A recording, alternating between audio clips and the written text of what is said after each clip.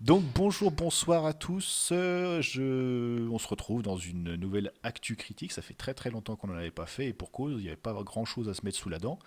Mais là, en l'occurrence, il y a une petite publication qui est sortie sur le Spinosaure. Encore une, j'ai envie de dire, il y en a quand même pas mal qui sont sortis assez récemment. Et encore une fois, c'est sur le Spinosaure d'Ibrahim Nizar, le fameux Spinosaure quadrupède. On y reviendra pour ceux que ça étonne, mais c'était déjà quelque chose qui était un peu enclenché.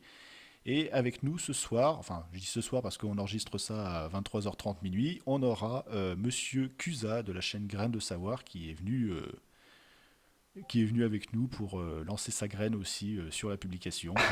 Bonjour Monsieur Cusa. Salut Sikan, voilà, il est 23h30, je peux être des cernes, heureusement que je suis pas filmé. Ouais, non, c'est pour ça, heureusement que c'est que du vocal, hein, les actus critiques. Donc, du coup, avant de se lancer sur la publication qui vient juste de sortir cette année, là, 2020, je vais revenir sur trois autres publications rapidement. C'est juste pour poser les bases parce qu'il y a vraiment besoin de connaître un petit peu ces publications pour comprendre celle-là. Tout d'abord, on a en 2010, alors c'est Amio, c'est pas Amiotte, hein, c'est Amio, Buffetot, L'Écuyer et compagnie, qui sortent en 2010 une étude sur les isotopes d'oxygène dans les dents de plusieurs théropodes et qui mettent en évidence en fait un mode de vie semi-aquatique des spinosaures. Et donc, en fonction du ratio isotopique de l'oxygène, ils arrivent à savoir si l'animal était plutôt aquatique ou plutôt terrestre. Et donc, cette publication met en avant, en tout cas, déjà, un mode de vie, certainement semi-aquatique, des spinosaures. Ça pose une base. En 2014, on a Ibrahim Nizar qui publie cette fois-ci son premier spinosaure quadrupède avec encore une fois des adaptations qui seraient semi-aquatiques. Mais bon, ça on va dire qu'on le savait déjà depuis 4 ans, puisque 4 ans auparavant, on avait mis en évidence le mode de vie semi-aquatique des spinosaures.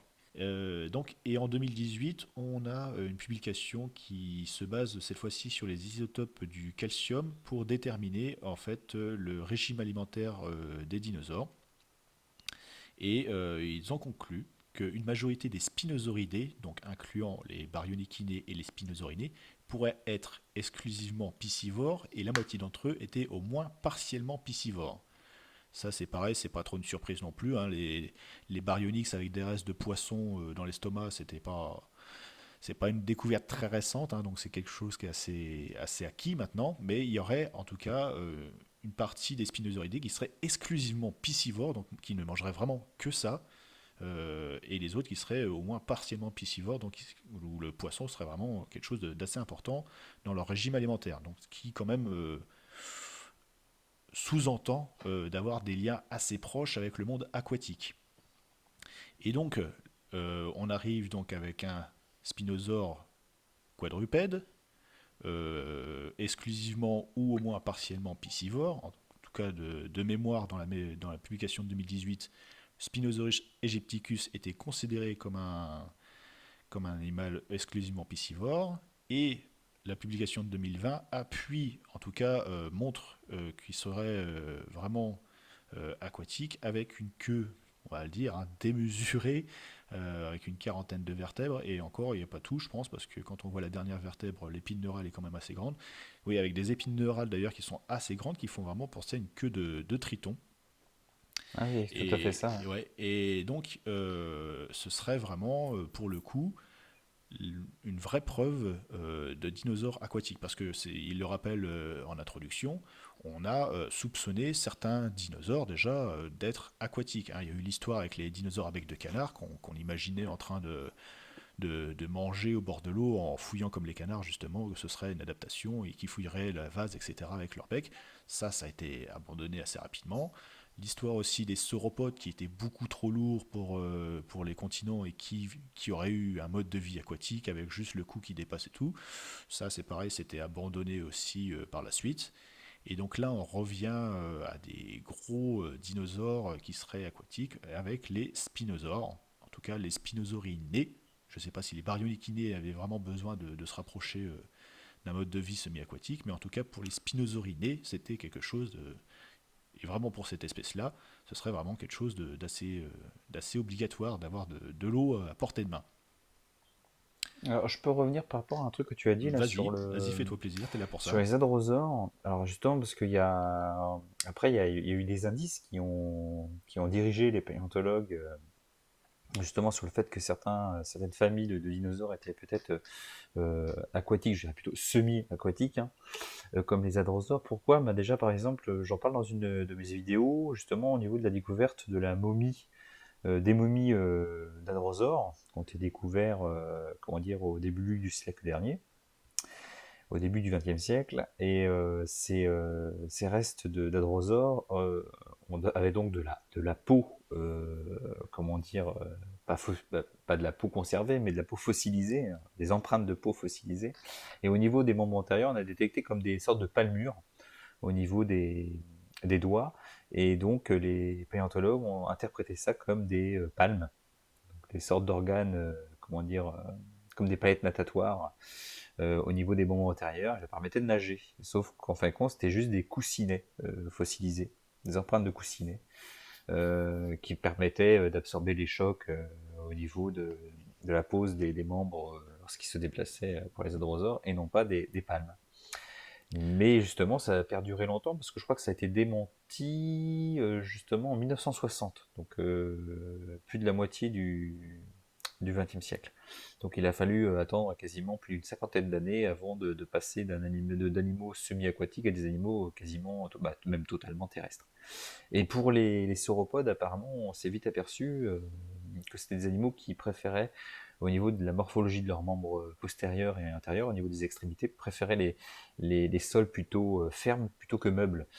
Donc ce qui dégage les zones marécageuses ou même justement d'animaux qui se déplaçaient uniquement dans les marécages, dans les lacs ou les rivières. Et plutôt sur les rivages ou même plutôt dans des zones forestières plutôt. Bah, Donc voilà. les sauropodes en général, je pense que quand on voit leurs dents, quand on imagine leur régime alimentaire, des dents en râteau qui sont faites pour arracher des feuilles comme ça, on voit pas très bien ce qu'ils feraient dans l'eau, hein. Ils auraient eu un mode de vie aquatique. Leur régime alimentaire, je pense que ce serait adapté aussi à un mode de vie aquatique. Ce qui est un peu le cas, on va dire, pour les spinosaures, où on a là effectivement un mode de vie qui serait vraiment quand même, semble-t-il, adapté à un milieu aquatique. Il y a quand même énormément d'indices qui font dans ce sens. Après, Ah oui, tout à c'est fait, vrai oui. qu'il y a pas mal de trucs qui gênent dans cette publication comme dans les autres, et ça on va y revenir après. Donc suite à l'introduction, il présente, vraiment dans la publication 2020, il présente juste la queue du spinosaure qui est presque complète, hein, comme je le disais, parce que il y a une quarantaine de vertèbres, je crois, qui ont été prouvées, on va dire, en tout cas prouvées parce que Elle est longue. voilà, il y a quand même des trous dans cette queue, mais ils ont jusqu'à la 41e vertèbre caudale, je crois. Donc il y a quand même de quoi faire. Et il en manque pas beaucoup. Sur les photos du site de fouille, on voit qu'il y a même quelques vertèbres en connexion. Donc c'est quand même un bel indice du- du- de la qualité de conservation. Et par contre, ce qui est marrant, et c'est ce qu'ils ont fait aussi, c'est qu'ils ont donc modélisé cette queue avec une espèce de grosse maquette, et ils ont soumis cette queue en plastique à un flot en fait d'eau, et ils ont essayé de faire nager le spinosaure. Et c'est là qu'ils se sont aperçus qu'il avait quand même une certaine aisance, on va dire, dans l'eau, pratiquement 8 fois supérieure à celle des Coelophysis et 2 fois supérieure à celle des allosaures, je Oui. crois. Alors, il est pas aussi agile dans l'eau qu'un crocodile quand même. On montre bien quand même que le crocodile il est clairement au-dessus. Mais au niveau de la mobilité de la queue, apparemment, il a l'air quand même d'avoir quelque chose d'assez, encore une fois, qui donnerait un indice supplémentaire à un mode de vie aquatique du spinosaure. Après, le reste de l'étude, c'est surtout du travail ostéologique, que je ne vais pas détailler ici parce que pareil, encore une fois, c'est des choses qui sont assez compliquées. Je pense qu'on aura l'occasion de revenir là-dessus sur des publications postérieures, parce que là, Antérieure. ouais, ouais, je pense que là, Antérieure. Mm. postérieur, antérieur, ouais, voilà. Et je pense qu'il y a du boulot à faire là-dessus. tout à fait. Mais justement, mais quand alors les comment dire, les abonnés ne peuvent pas forcément voir ce que je t'ai envoyé, mais là je t'ai envoyé un dinosaure parce que j'ai pensé à Je le ça, parce que mettrai je au me dis est-ce que montage. voilà, parce que on se dit mais est-ce que un autre dinosaure a justement ces élongations au niveau des épines neurales ou des chevrons? Et moi, dès que j'ai vu ça, j'ai tout de suite pensé à un dinosaure que pour certains spécialistes, je me rappelle, avait dit qu'il était peut-être semi-aquatique à l'époque. C'était le Protoceratops. Parce que si on étudie, si on regarde les vertèbres caudales du Protoceratops, on voit de fortes élongations au niveau de la queue. Hein, on voit les épines neurales qui sont quand même très développées. Je sais pas si tu vois la photo. Si, si, Protoceratops androsier avec des épines neurales assez développées sur la queue, qui pour le coup ne sont pas du tout Ah bah non. un argument pour un mode de vie semi-aquatique. Tout à fait. Mais alors je sais plus c'était qui, hein, enfin que je retrouve les publications, mais il y a eu un paléontologue qui avait justement émis l'hypothèse que Protoceratops était un animal aquatique. Alors c'est vrai que quand on le voit quand même d'aspect général, on a du mal à se le représenter quand même aquatique. Bah non, là, il y a clairement rien qui va dans ce sens-là, mais c'est vrai que pour le spinosaure, en tout cas, c'est, on va dire, un argument en plus dans ce sens, mais il y avait quand même autre chose derrière. Il y aurait eu que ça, c'est vrai que ça aurait été un petit peu moyen, mais là, c'est vrai que, comme on l'a rappelé tout à l'heure, il y avait quand même plusieurs publications avant qui allaient dans le sens d'un animal aquatique, ou au moins semi-aquatique. Euh, Moi, clairement, je pense qu'il faut imaginer ça comme un espèce de crocodile, alors bipède ou quadrupède, ça c'est un peu compliqué pour le moment. Parce que ouais, ça c'est les choses sur lesquelles on va revenir, hein, le fait que l'animal soit quadrupède ou bipède. Pour moi, c'est ouais, un mix entre un espèce de grizzly qui se nourrit régulièrement de poissons qui remontent les rivières et un crocodile. Je vois un espèce de mix entre les deux. Ouais, mais c'est vrai que quand tu vois la morphologie des dents, moi je vois pas un animal comme a pu nous dire ce paléontologue états-unien Jack Horner, nous parler d'un spinosaure super prédateur et Ah se non, nourrir non. d'avoir. Non, Clairement, non. les dents, alors pour les dents, pour ceux qui n'arrivent pas à voir vraiment ce que c'est qu'une dent de spinosaure, elles sont tellement proches de la morphologie des dents de croco qu'il faut vraiment avoir le nez dessus, j'ai envie de dire, Ah, j'ai même Gavial. Même Gavial. ouais, pour pouvoir Ouais. Bah, différencier les deux, quoi. crocodilien, bien sûr, crocodilien, mais c'est vraiment, que ce soit au niveau du rostre ou des dents, c'est vraiment Gavial. Ça ressemble vraiment Euh, pas à tous les autres dents de théropodes qu'on peut avoir, qui sont très souvent compressées latéralement, crénelées et tout. Là, on a vraiment Très recourbé. voilà, on a Mm, quelque chose d'assez conique. mm. Et sur les spinosaurinés, on n'a vraiment plus du tout de crénelure. Il y a plus de petites dentelures comme ça sur les côtés. C'est vraiment quelque chose qui est typique des animaux piscivores, en fait. Alors, Non? je vais dire quelque chose de bizarre, mais bah si, mais alors je vais dire un truc très bizarre parce qu'en fait compte, on pourrait comparer notre cher Spino chez les dinosaures comme le dauphin chez les mammifères.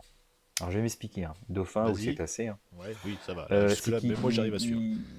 ouais, il comporte tellement de divergences par rapport aux autres théropodes que tu te dis, oh la vache, parce que même tout ce qui fait un théropode, en fin de compte, là, il faut l'oublier quasiment chez le Spino.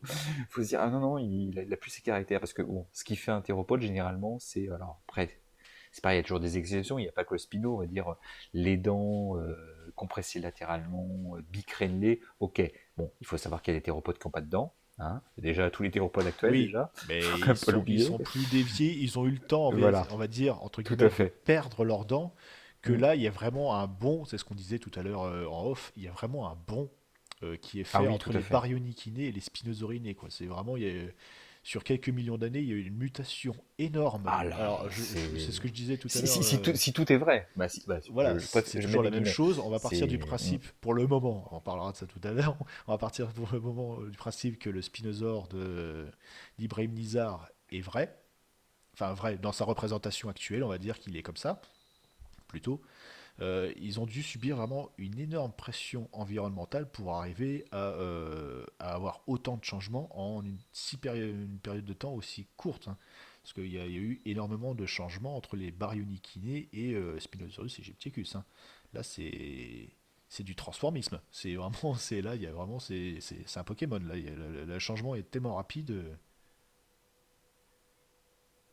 Mais d'ailleurs, Spinosaurus aegypticus ou Spinosaurus maroccanus? Marocanus apparemment. Alors je sais plus si c'est dans cette publication là ou si c'est dans celle de 2014. Mais Marocanus, Ibrahim Nizar, même lui, j'ai envie de dire, même Ibrahim Nizar, il en veut plus du tout, hein. Oui, bah, je crois Euh, que c'était je crois que c'est c'est dans celle de Philippe Taquet qui 2014. avait. C'était quoi? C'est Philippe Taquet qui avait émis, qui avait justement, Aucune idée. je Je sais sais pas du tout. plus, Je pourrais qui retrouver avait ça si tu proposé. Je veux. crois pas que c'est le seul, hein, mais qui avait proposé justement de faire deux espèces vraiment. En plus, à ce niveau-là, de toute façon, tous les spécialistes le diront. À ce niveau-là, essayer de déterminer telle ou telle espèce, c'est très compliqué. C'est très compliqué. Surtout avec les animaux fossiles, c'est hyper Mhm. compliqué. Et donc ouais, je viens de regarder, c'est dans pratiquement juste sous l'introduction de la publication de 2014 d'Ibrahim Nizar, où il réfère tout simplement Sigilmasasaurus brevicolis et Spinosaurus maroccanus. Pour lui, c'est du Spinosaurus aegyptiacus. Voilà. Bah, pour moi, il est forcément soit aquatique ou soit, comment dire, proche du milieu aquatique, Mm. puisque bon, bah déjà, vu son régime alimentaire, de toute façon, il devait quand même de temps en Oui. temps barboter dans la flotte. Ah bah, vu son Mais régime alimentaire, je te dis, si on se base vraiment sur la publication de, alors que je dise pas de de bêtises, Buffeto, et oui, oui, tout à fait, oui. c'est le mode de vie semi-aquatique. Non, pour le régime alimentaire, c'est la publication de 2018. Et c'est là qu'ils ont analysé justement les régimes alimentaires. Déterminé qu'il mangeait beaucoup de poissons. Voilà, qu'il était vraiment, en tout cas pour Spinosaurus aegyptiacus, exclusivement piscivore, c'est-à-dire qu'il ne mange que ça. Que Donc du poisson. voilà, donc il n'y a vraiment pas de concurrence. C'était ça aussi un petit peu les questions qu'on avait à l'époque, c'est que les Kemkem, donc la zone du Maroc où on trouve tous ces fossiles, est très riche en théropodes, hein. Donc il y a les spinosaures, mais il n'y a pas que eux, comme théropodes. Carcharodon, On a les carcharodons, on a les Rugops, voilà, on a les deltadromeus qui ont une espèce de Deltonereus, ouais. c'est des raptors, hein, grosso modo pour le grand public, hein, les raptors. Les Carcharodontosaurus, j'ai fait une vidéo dessus, donc c'est un genre de grands bipèdes carnivores, donc pour le coup, ils sont très proches de l'idée qu'on se fait généralement des théropodes. Et donc il n'y avait pas vraiment, du coup, au final, de concurrence entre ces animaux-là, puisqu'ils avaient chacun leur niche écologique bien à eux. Donc au Alors, ce qui est moins, dingue, c'est que tu trouves quasiment, à cet endroit du monde, tu trouves quasiment toutes les grandes familles de théropodes qui ont existé, que ce soit à la fin du Jurassique ou pendant tout le Crétacé. C'est que d'un côté, tu as les allosaurides, comme les Carcharodontosauridae, t'as des spinosauridés, t'as des abélisauridés à cause du Rugops. Donc t'as vraiment plein de grandes familles qui sont un peu après dispersées à travers le monde. Parce qu'après t'as eu tout ce qui était comment dire, les abélisauridés, tu les retrouvais après pendant tout le reste du Crétacé, tu les trouvais quasiment que sur le Gondwana, quoi. Que ce soit en Afrique, comment dire, Madagascar, avec comment il s'appelle? Majagosaurus, c'est ça? Je me Majungasaurus, trompe pas? oui. Alors on Oui, a c'est des pour Maastrichtien. Majungasauridés, on en a en France aussi, hein. On a Oui, oui, oui, l'Archovelator oui, oui, escoté. oui. Euh, Oui, mais justement, c'est comment dire, l'Europe a une faune très gondwanienne, hein, quand même, au Crétacé, hein. Alors honnêtement, moi qui suis quand même branché dinosaures de France, on a un peu de tout, hein. Oui, non, mais Je Au pense Crétacé. même même au Crétacé, je pense qu'on a quand même T'as des des affinités. marginocéphales? Ah, bien sûr que non. Il n'y a pas de marginocéphale. T'as des Ça, tyrannosauridés? alors, je dirais, sur la faune qui a été découverte à Anjac-Charente, on a une dent de tyrannosauroïde, quand même. Donc, un Oui, procératosauridé, ouais, sans doute procératosauridé, mais pour l'instant, il n'y a rien qui est fait dessus parce que ça concerne une dent, ouais. donc Bah, surtout que c'est les difficile de tyrannosauridés, tirer 15 pages de publication sur une dent, quoi. oui, parce que les tyrannosauroïdes, t'en trouves, oui, t'en trouves en Europe, t'en trouves, bah, de toute façon, t'as Eotyrannus, si je me trompe pas, qui a été découvert Oui, en alors Angleterre. Eotyrannus, oui, c'est ce que j'allais dire. Eotyrannus, c'est pas très très loin d'ici, hein. Ah oui, oui, c'est ça, c'est Angleterre, hein. Donc oui, mais tu les trouves surtout début du Crétacé, quoi, voire fin Bah, Jurassique. en Jacques, c'est du Berriasien, je crois, ou du Barémien, je sais plus, parce que la datation a changé en cours de route, et du coup, on est sur du Crétacé inférieur, donc ça Mm. colle, on Ouais, va mais dire entre justement, guillemets. je te parlais de la faune vraiment gondwanienne en France, c'était quand plutôt fin Crétacé. Fin Crétacé, tu trouves vraiment une faune, que ce soit, bah, de toute façon, les titanosaures, t'en trouves aussi aux États-Unis, bah oui, en Amérique du Nord, mais tu trouves les titanosaures, les abydosauridés, donc une faune quand même typique du bloc gondwanien. Alors que par exemple en Amérique du Nord, et même par exemple en Asie, tu vas trouver plutôt une faune, bah, comme en Europe aussi, parce qu'en Europe tu as des hadrosaures, hein, mais Je tu vas trouver confirme. surtout des hadrosaures, des tyrannosauridés et des marginocéphales. Alors que les marginocéphales en Europe, tu les trouves pas du Ah bah tout. les Et marginocéphales, ni en Afrique. c'est les grands absents. Alors on a un Ah oui, oui. spécimen de Hongrie Oui, qui c'est s'appelle... une dent, je crois. Non, non, c'est un bec. C'est un bec. Alors du coup, Ah, c'est ça laisse pas trop de, de place au de doute. doute. Mais alors, le nom du bestiau, par contre, je me rappelle plus. Je le marquerai au montage en dessous parce que je sais qu'il existe, hein, c'est clair. Mais après, je me rappelle plus du nom. Et trouvé où? Il me semble que c'est en Hongrie. Là, c'est pareil, je ferai Oui, la... mais j'avais entendu parler de ça aussi, mais j'ai cru que c'était, à la base, c'était une dent. Mais bon, après, bon, si Non, tu me dis que c'est un bec. je pense que tu confonds avec l'histoire belge. Attention, alors raconte-moi une histoire belge. Pour le dire comme ça, oui, c'est l'histoire d'une dent qui avait été trouvée. Alors, il me semble que c'est en Belgique, c'est pour ça que je dis c'est l'histoire belge. Mais c'est juste une dent, quoi. Après, les dents de Triceratops, non, marginocéphales plus généralement, sont assez particulières, faut le reconnaître. Mais ouah, ça se base sur une dent quand même, hein. C'est léger comme, comme preuve, hein. Ouais, et puis c'est bizarre que pour l'instant, on ait trouvé qu'un bec, parce que quand même, les marginocéphales, quand on les trouve, c'est pas seul, quoi, généralement. La plupart des sites où on trouve des marginocéphales, par exemple les sites astrosaures qu'on trouve en Amérique du Nord, on trouve plusieurs individus, on trouve des bonnes bêtes, généralement, quoi. Donc c'est quand même curieux d'avoir retrouvé ben, je mets pas en doute ces découvertes, hein, mais c'est vrai que elles sont pauvres. Les découvertes de marginocéphales, si c'est la seule, oui, c'est même très très pauvre. C'est il y en a un qui a migré, je sais pas ce qu'il a Alors fait. attends, je vais te dire, c'était en Hongrie. C'était en Mhm. Hongrie, ça date du Centonien, et il s'appelait Ah, Hk-Ceratops cosmai. Donc je sais plus ce que j'ai dit tout à l'heure, mais c'était bien en Hongrie. Après des restes de marginocéphales en général, ouais, alors il y en a un qui est Stenopelix du côté de l'Allemagne, qui cette fois-ci date du vraiment début Crétacé, donc on est au Berriasien, donc on vient juste de finir le mais là Tittonien. plutôt sur on est plutôt sur du marginocéphale basal, Ouais, ouais, c'est-à-dire c'est plutôt ça, du c'est psychatosauridé vraiment ou des choses assez basales. Euh, pour le reste, c'est des parce que si morceaux. c'est du psychatosauridé, Non, on n'est non, pas sur du non, non, cératopsidé, non, quoi. On n'est pas on est sur vraiment au du Berriasien, donc Hmm. c'est les premiers cératopsiens qui apparaissent. Voilà, c'est après Ouais, donc après on les n'avait pas de gros dinosaures à cornes non, en Europe. on n'en est pas encore là. On n'en est pas encore là. Après, Ouais, je te c'est dis clair. les autres restes qu'on va avoir, donc à part l'Allemagne où l'animal est nommé mais est assez basal. Et le reste, c'est des morceaux indéterminés qui se promènent en Pologne, au Portugal. Enfin voilà, c'est des choses qui sont assez éparses et qui sont vraiment indéterminées. Donc au niveau des marginocéphales, Mm. voilà. Euh, Autrement, en revenant au spinosaure. oui, c'est ce En que revenant j'allais au dire spinosaure. justement parce que Voilà. c'était pas le but, mais oui.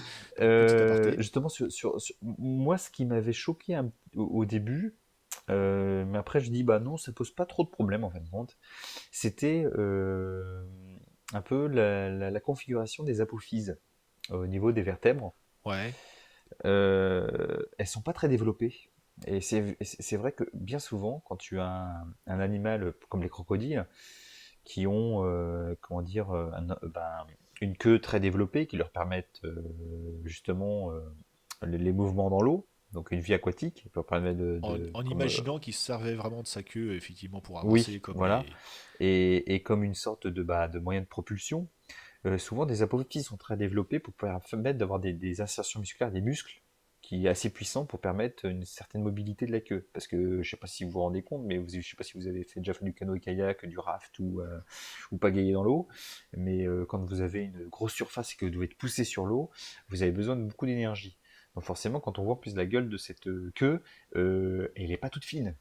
Donc elle va avoir énormément de portance sur l'eau. Donc forcément, il faut beaucoup d'énergie, beaucoup de puissance pour pouvoir la déplacer latéralement. Donc il faut souvent des apophyses très développées. Et là, on voit qu'il y a seulement les toutes premières qui sont développées et après, elles sont toutes petites. Bah, peut-être qu'après on était sur Après, un schéma, on va dire, qui engageait à quelque chose de plus développé, mais il a peut-être pas eu le temps non plus de se développer. Faut alors, dire qu'au oui, niveau évolution, je trouve qu'ils ont déjà fait pas mal en très peu de temps. Si on lui avait laissé oui, plus de mais temps, peut-être qu'il aurait fini par ressembler à quelque ça chose. peut se comprendre. Voilà. Ça peut se comprendre parce que les muscles latéraux, par contre, peuvent être puissants, mais pour rigidifier. Ça veut dire que à la base, les muscles à la base de la queue permettent la mobilité de la queue, donc la faire dévier à gauche et à droite. Et par contre, les muscles latéraux qui suivent, d'accord, permettent eux non pas de déplacer la queue sur la gauche ou à droite, mais la rigidifier. Tu vois ce que je veux dire? Oui, oui, bien sûr, la flexibilité de la queue, quoi. Voilà. Voilà. Donc en fin de compte, besoin de beaucoup moins de force pour la mobilité sur quasiment la totalité de la queue, mais juste des muscles pour la rigidifier, pour permettre d'avoir une certaine, comment dire, une rigidité dans l'eau, pour pas qu'elle se déforme dès que tu commences à qu'elle se plie totalement. Donc là, ça n'a aucune utilité, mais plutôt la rigidifier, et puis plutôt la base de la queue, donc sur les premières vertèbres, les apophyses sont bien développées justement, avec des muscles très développés pour permettre justement là une bonne flexion. Moi je vois ça comme ça. Donc d'un côté, ça pose pas tant de problèmes que ça. Ça m'a sauté aux yeux au début, mais je dis non, ça peut, la configuration est bonne. Après, peut-être que les apophyses qu'ils ont trouvées n'étaient pas complètes non plus, hein, ça peut arriver. Elles montent Ouais, déjà mais assez haut, quoi. tu le vois sur les schémas. Après, si les schémas sont bons, et On va en voilà. parler. On a déjà une demi-heure de vidéo. On va en parler. Ouais, au niveau, je te dis, je pense que les épines neurales, peut-être qu'elles montaient un peu plus. Faut voir aussi dans quel état elles étaient. Il y en a, Oui, elles sont tellement amochées que quand ils ont reconstitué la queue, on peut le voir sur la photo qu'ils ont fait justement de toutes ces vertèbres. Alors si elles sont vraiment bien à leur place, elles sont tellement amochées qu'il y a des épines neurales qui se chevauchent. Je prends par exemple hum, hum. là, c'est la 31, elle monte sur les épines neurales de la 32 et de la 33. Et elle va même quasiment toucher la 34. Donc voilà, il y a peut-être des morceaux qui sont partis dans le tas, hein, ça peut arriver. Mm, mm, mm. Après, vu comment, là par exemple, là on est sur la 37 on voit bien elle est finie. Tu vois, elle se termine par une espèce de petit triangle, là, on va dire, là, pour la forme, mais elle se termine. Ce qui est intéressant aussi, c'est la dernière, la 41, qui reste quand même une épine neurale très très longue, et je pense pas que ça se termine, je pense pas que ce soit la dernière vertèbre caudale. Il doit y avoir quelque chose qui continue derrière. Donc vraiment pour moi une queue vraiment très très très très longue pour cet animal, à tel point que Mm. ça me pose quelques problèmes. Enfin, ça je sais pas si on aborde le Mais non, mais sujet tout vu de ça, suite ou non, pas. mais bah, vu sa configuration, s'il devait être bipède, ça se comprend. Mais moi, je reviendrai. Alors, par contre, juste une petite précision, parce que j'ai vu énormément de posts aujourd'hui sur Facebook, parce que bon, là, c'est en train d'enflammer Oui, la. c'est d'où l'intérêt de la vidéo, c'est Voilà, que on en parle un petit voilà. peu. Et le truc, c'est que j'ai pu remarquer que je vais essayer de remettre au clair quelque chose. C'est au niveau de l'anatomie, parce que je vois beaucoup de choses, parce que alors c'est vrai, parce que les gens, je pense, beaucoup de gens lisent les publis, ce que j'ai lu dans la publi, ils précisent bien que les épines neurales, donc neural spine, les chevrons sont développés au niveau de la queue. Et j'ai vu qu'il y a beaucoup de gens qui sont surtout arrêtés à chevrons. Donc je pense que la majorité des gens confondent épine neurale et chevron. Oui, alors Parce les que j'ai os, vu ouais, beaucoup voilà. de gens qui ont. Voilà. Après, Parce que j'ai eu c'est beaucoup de si gens on n'est qui pas disaient. spécialiste de l'anatomie, je vais pas Voilà. leur jeter la pierre pour ça, hein, ça il faut. Non, non, non, tout à fait. Non, justement, je préfère l'expliquer. Parce que j'ai vu beaucoup de gens qui ont dit, par exemple, ah, il avait les chevrons hyper développés. Alors, c'est vrai que là, le spinosaure, il a les chevrons plus développés que la plupart des autres théropodes. Mais ce qui est plus impressionnant, c'est pas les chevrons. Donc, je pense que les gens ont confondu chevron et épine neurale. Donc, les chevrons, c'est ce qui est en bas. D'accord. C'est ce qui va vers le bas, ce qui est en dessous du centrome. Le centrome, bah, c'est la plus grosse partie C'est de la c'est le vertèbre, corps de le la plus vertèbre. large, voilà. C'est le corps de la vertèbre. Et le chevron, c'est ce qu'il y a dessous. Donc en plus, en fin de compte, c'est comme si c'était ces deux tiges soudées, en fin de compte, hein, si on regarde bien. C'est comme si c'était deux tiges soudées. C'est un Et lance-pierre. voilà, oui, c'est un lance. On dirait une sorte de Ouais, furculum, c'est ça. d'ailleurs. On dirait une sorte de furculum, le furcula mais c'est rien à voir, hein. Non, non, Je le c'est pas rassure du tout le tout le monde, même hein. endroit là. Voilà, non, non, c'est pas le même endroit, mais ça fait beaucoup penser à un furculum. Et l'épine neurale, c'est véritablement, bah, c'est l'épine dorsale, hein. C'est vraiment la crête osseuse au-dessus des vertèbres. C'est vraiment ça. Donc, vraiment, ce qui est le plus impressionnant sur cette queue, ce ne sont pas les chevrons, ce sont véritablement les épines neurales. Parce que les épines neurales, c'est vraiment la partie dorsale. Voilà, c'est la partie dorsale de la vertèbre, ce qui est sur le dos de la vertèbre. Voilà, c'est juste la petite précision que je voulais donner. Épine neurale dessus, chevron dessous. Voilà. C'est ça Alors, que ça moi j'en soit, ai vu ça qui soit clair. s'interrogeaient aussi sur le fait que que ça appartenait au même individu que ce qui avait été trouvé en 2014. Ils trouvaient bizarre qu'ils arrivent à recoller comme ça la queue du dinosaure qui a été trouvé en 2018 par rapport au dinosaure qui a été trouvé dans la publication, pas 2018. Je suis en train d'inverser les dates. Que la queue qui a été 2008. décrite, donc qui vient d'être publiée en 2020, Ouais. appartiendrait au même animal que ce qui a été publié en 2014. Oui, bah c'est le Ça même. Bah, s'explique assez simplement, c'est qu'en fait ça vient du même site, quasiment vraiment du même endroit sur ah la bah c'est le zone. même endroit, hein. Ça vient de la C'est le même même zone. endroit. C'est exactement la Mm. même zone où les ossements ont été fouillés. C'est bien montré dans la publication. Alors c'est vrai que du coup, c'est vrai que si on n'a pas la publication, c'est compliqué de s'en apercevoir.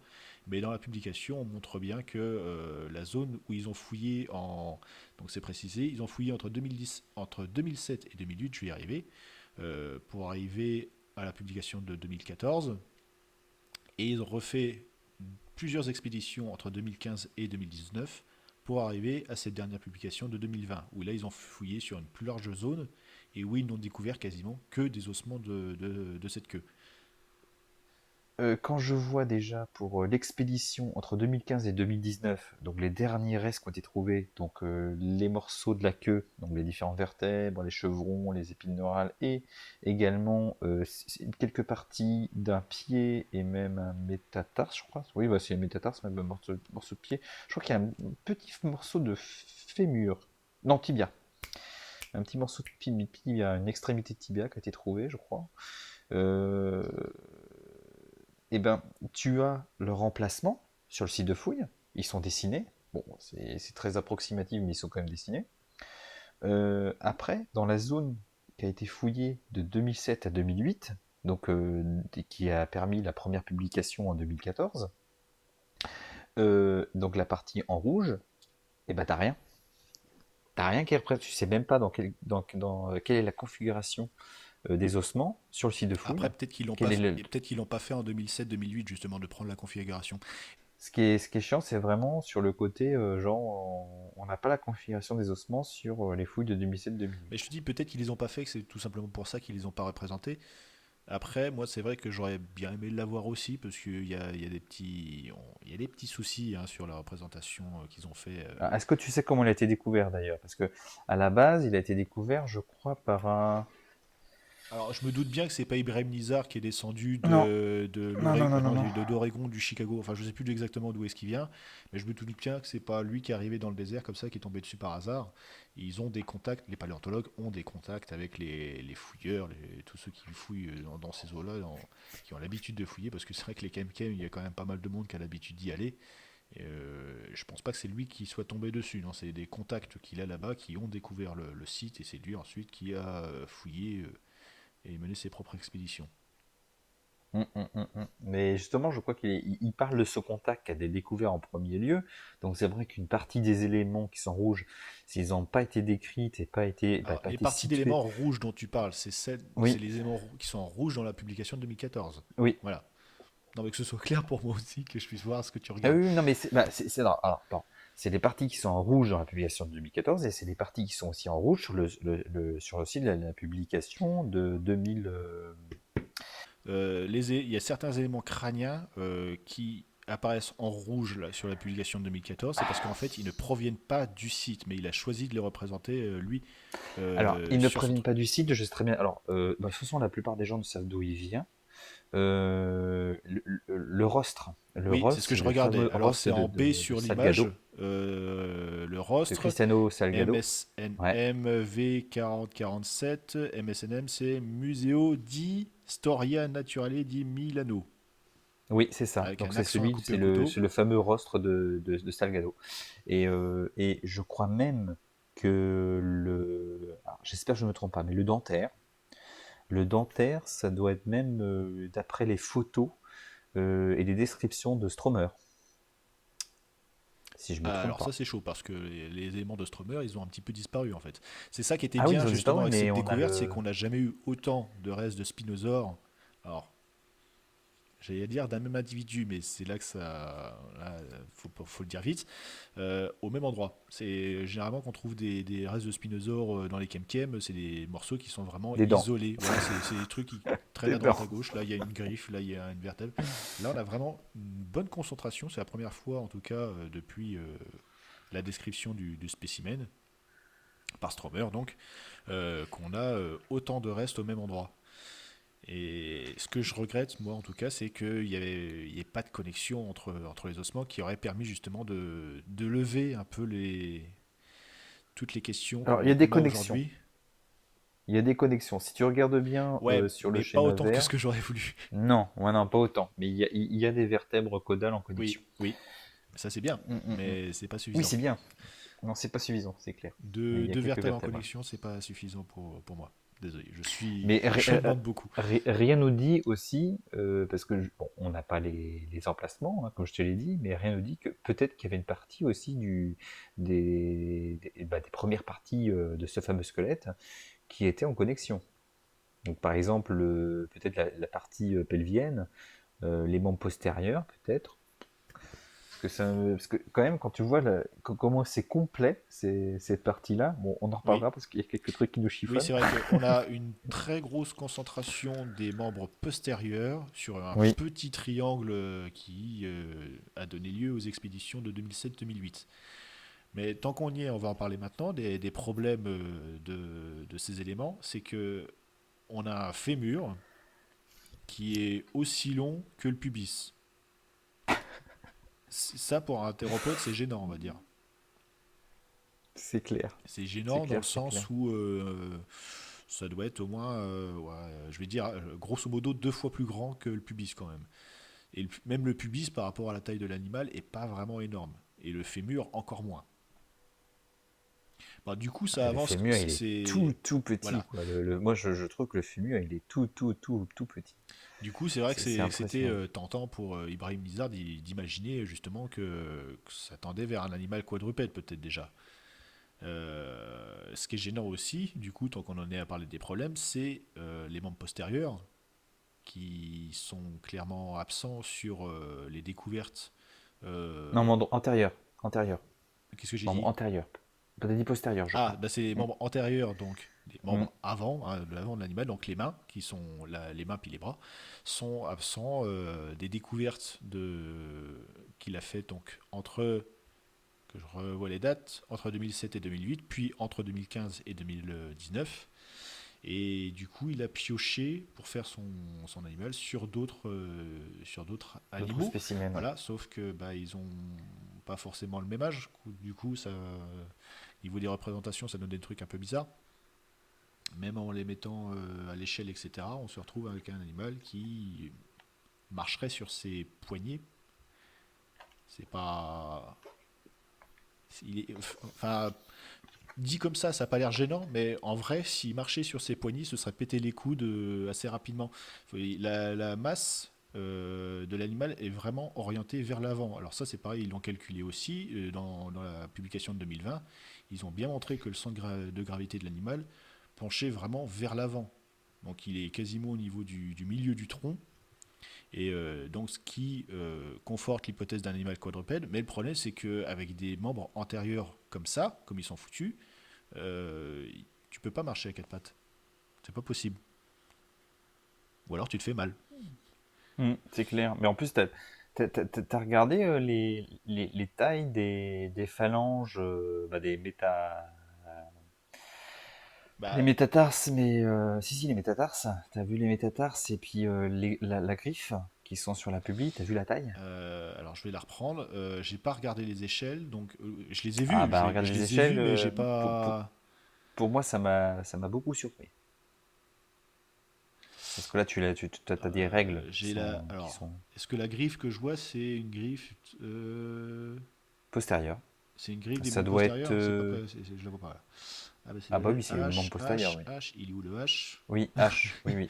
C'est ce que je suis en train de chercher. Alors là, j'ai Ça, C, c'est. D, J'ai même pas E, regardé, mais c'est griffe F, postérieure, G, ça, c'est. H, I, phalange, 4, 4. Préparer et comparer. Voilà. Ouais, c'est les pieds, en vue dorsale. Oui. Eh ben, regarde la taille. Et elle fait, Moins de 10 ouais, centimètres, c'est ce que je largement. regardais, alors 7 centimètres la griffe et 10 centimètres en comptant la phalange qui est juste derrière. Donc c'est vrai que ça fait pas énorme. Ça fait vraiment des. On a vraiment des petits membres postérieurs par rapport à. C'est vrai qu'il n'y aurait pas les membres postérieurs. Tu mets ton pouce sur, sur les membres postérieurs, sur la représentation qui est faite, ça gêne pas. Mais il y a ces membres postérieurs qui sont là et qui font un peu tâche sur la représentation Ah ouais. totale de l'animal. Mais tout est petit dessus. Les griffes sont petites, les phalanges sont Ouais. petites, les métatarses sont. Les tarses. Les tarses sont petits. Ah non, En vrai, tu prends tout ce qu'ils ont trouvé, la queue, les épines neurales des vertèbres dorsales, les éléments crâniens, tout à l'échelle, sauf les membres postérieurs. Ah, mais D'où, regarde, l'ilium, je le trouve petit, hein. d'où ma question que je me pose moi personnellement, qui est de savoir s'il n'y avait pas deux individus, un adulte et un animal plus petit. Enfin, apparemment, c'est un subadulte. Alors, je ne sais pas comment ils l'ont déterminé, ça que c'était un subadulte, certainement avec l'ostéologie, hein, c'est ce qu'on fait maintenant. Hein, l'ostéologie, on regarde l'intérieur de l'os, on va dire entre guillemets, et on voit les stries de croissance et on peut déterminer l'âge de l'animal. Donc là, ils avaient déterminé que c'était un subadulte. Mais moi, je pense que si on regardait la totalité des os, il y aura peut-être des surprises, à savoir qu'on aura peut-être des animaux d'âge différents, ce qui expliquerait pourquoi on a tout le corps de l'animal qui est à peu près cohérent, sauf les membres postérieurs. Et c'est ce qui est dommage, c'est ce que je te disais plusieurs fois en off, c'est qu'on n'a pas d'os pair qui se superposent. On a le fémur gauche, là, on a des morceaux des éléments droits. On n'a pas deux fémurs gauche ou deux tibias droits qui viendraient se superposer et qui diraient tiens, bah là, on a deux individus. Non, on a vraiment des éléments qui sont isolés mais qui ne se chevauchent pas. Donc du coup, pour l'instant, pas de preuve concrète de la Ouais, c'est présence bah, de deux individus au même endroit. Mais pour moi, quand je vois le nombre de vertèbres qu'il y a, quand je vois la différence qu'il y a entre la taille des membres postérieurs et l'anatomie générale de l'animal, pour moi, il y a quand même peut-être deux animaux de la même espèce à cet endroit-là. Ça expliquerait aussi pourquoi il y a autant d'ossements à cet endroit-là, parce que où d'habitude on ne trouve pas autant de restes, quoi. je pense que tu as la même opinion que moi là-dessus. C'est que il est là le gros problème sur cette étude, c'est qu'on met pas en doute la véracité de la découverte d'Ibrahim Nizar.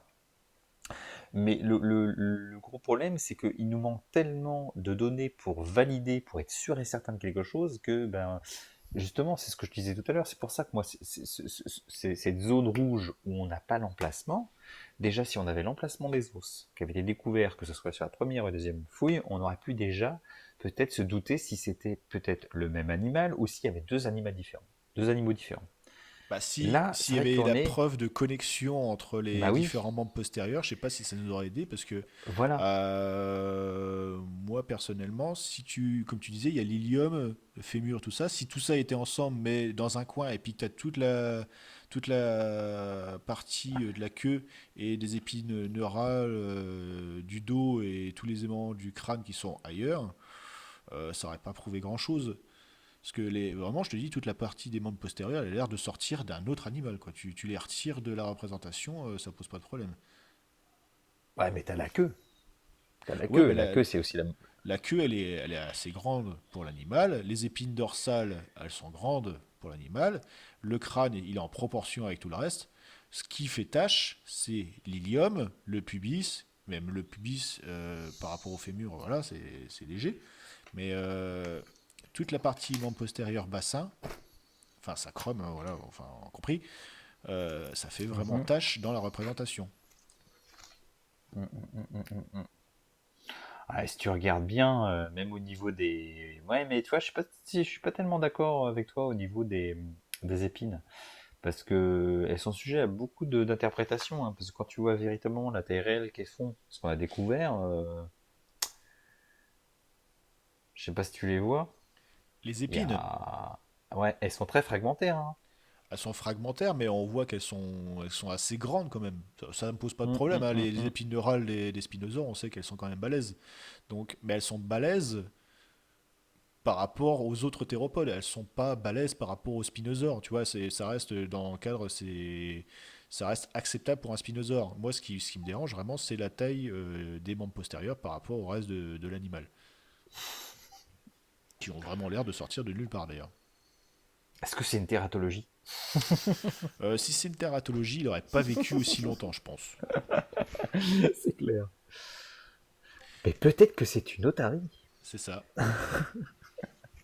Alors, je te dis vraiment, le problème, c'est que c'est un animal qui est quand même visiblement complet, mais pas assez complet encore, et pas en connexion. C'est vraiment Moi, dommage. pour confirmer la chose, malheureusement, Bah, je pense qu'il faudra il attendre faudrait des nouvelles la découvertes, découverte aussi bien, d'un voire deuxième. mieux.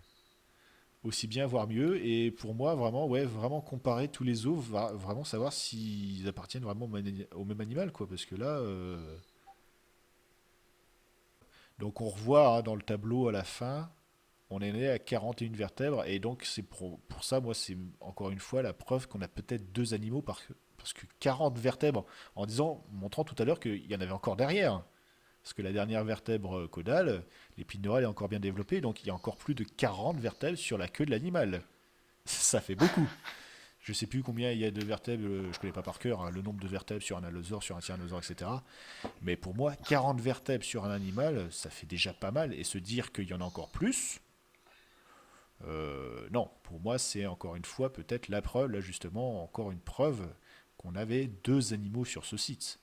Le nombre de vertèbres caudales qui est hallucinant et des membres postérieurs qui sont beaucoup trop petits par rapport à la taille générale de l'animal. Donc pour moi, on a deux indices qui sous-entend qu'on a deux individus sur ce site. Ouais, mais Alors ça sera vraiment un le hasard. truc, Ouais. le truc chiant, c'est que c'est deux animaux qui sont apparemment quand même d'âge différents. Tu vois, ça aurait été un couple et tout, on se serait peut-être même pas aperçu qu'il y avait deux animaux parce que les membres postérieurs auraient été de la même taille, Quasiment de la même voilà, taille. de la bonne taille en Ouais. tout cas. Donc, pour moi là, ils sont trop petits. Ils auraient été de la bonne taille et on se serait pas aperçu. On serait parti avec une queue avec 40, plus de 40 vertèbres et on ne se serait pas posé de questions. Mais après, c'est vrai que par contre, au niveau, c'est ça que je regardais, c'est qu'au niveau de la queue, il n'y a pas vraiment de différence de taille. Les centromes sont quasiment tous de la même taille, sauf forcément les derniers qui sont un peu plus petits. Et du coup, là, je me pose un peu la question aussi de savoir comment ils ont fait pour savoir que la première vertèbre caudale c'était celle-là, que la 37e c'était celle-là, parce qu'il n'y a pas de comparaison. Il n'y a pas eu de queue de spinosaures qui ont été précédemment trouvé. Donc je me doute quand même qu'il y a des indices hein, qui permettent de savoir qu'une vertèbre est On plus a là ou déjà plus trouvé là. des vertèbres caudales là, quand même, hein, Ouais, mais de mais de savoir, queue entière, non. voilà, de savoir précisément quel emplacement tel ou tel avait, voilà. Euh, c'est gênant. Moi, la publication, elle me gêne. Alors, c'est ce que je te dis, ça se trouve, peut-être que les dernières vertèbres caudales, elles appartiennent tout simplement à un individu plus petit, que c'est pour ça qu'elles sont plus petites. Je vais carrément dans le bullshit, hein. Ça se trouve, il y a des éléments sur ces vertèbres qui permettent de savoir qu'elles sont postériocaudales, c'est-à-dire à la fin de la queue, et pas médiocodal, etc. Mais je regardais, même si les chevrons se diminuaient, mais non, les chevrons, ils ont tous quasiment la même taille, donc on ne peut pas se baser là-dessus. Il n'y a pas vraiment d'indice qui permettrait de savoir que les vertèbres n'ont rien à foutre là, à part la taille du centrum. Ouais. À mon avis, quand même, si tu fais de l'ostéologie sur tout ce qui a été découvert à cet endroit-là, tu vas trouver des différences sur certains ossements. Mais ce que je trouve, alors là, ça me fait rigoler parce que je trouve quand même que ce dinosaure, il est impressionnant ce dinosaure, le spinosaure, dans le sens où Je suis plus vieux que toi, mon cher Sican. Oh, c'est pas Euh, vrai. et on va dire que moi, je suis arrivé, moi, j'ai commencé à être fan des dinosaures dans un pays où je peux dire qu'il n'y avait pas beaucoup de fans de dinos, mais j'étais un peu l'exception quand j'étais gamin, parce que quasiment personne dans les différentes écoles où j'ai été, il y avait des fans de dinos. J'étais toujours le seul, hein, et véritablement, les dinosaures ont véritablement commencé à être superstars en France juste après 1993, après la sortie de Jurassic Park. Quelle surprise. Alors, voilà, surprise, mais il faut savoir que déjà avant Jurassic Park, le spinosaure était méconnu, même très très méconnu du grand public, même des jeunes spécialistes des dinosaures, j'ai les jeunes amateurs, hein, les enfants, il y en avait très peu qui connaissaient le spinosaure. Moi je le connaissais parce que j'ai eu la chance d'avoir beaucoup de petites encyclopédies et dedans j'avais le spinosaure, et même pour moi il était quasiment mais très mal connu, parce que moi je me rappelle à l'époque où je l'ai découvert, le spinosaure, on représentait un allosaure avec une voile sur le dos. Donc voilà, c'était Ah très. bah, c'est les On anciennes connaissait pas grand-chose. représentations, hein. Les Voilà. représentations du spinosaure, elles ont énormément évolué. C'est un peu comme les Ah oui, non, mégalosaures, mais hein. Les c'est. mégalosaures, quand tu vois les premières représentations des D'ailleurs, mégalosaures, ça a pas mal changé je, aussi, hein. je compte faire un documentaire là-dessus d'ailleurs. On en reparlera plus tard. Un documentaire Spoiler. sur le. Ouais, voilà, spoiler, mais je compte faire un documentaire là-dessus, sur la représentation des dinosaures et de voir l'impact sur les sciences que peut avoir un seul dinosaure, et dont le spinosaure. Parce que je trouve que c'est pas mal. Justement, d'où ce live ce soir, parce que ce live aussi, ça montre un peu les controverses qu'il peut y avoir, les extrapolations qu'on peut voir, les doutes. Donc, ça, c'est pour ça que c'est un dinosaure très intéressant. Mais il faut savoir que même après 93, le spinosaure était encore très mal connu. Malgré que Jurassic Park soit arrivé, on ne connaissait pas le spinosaure. Lost World est sorti, pers quasiment personne ne connaissait le spinosaure. À part les gros fans de dinosaures, ceux qui connaissaient les Kem et tout ça. Mais autrement, même les jeunes amateurs, ça, le spinosaure, ils ne connaissaient pas trop.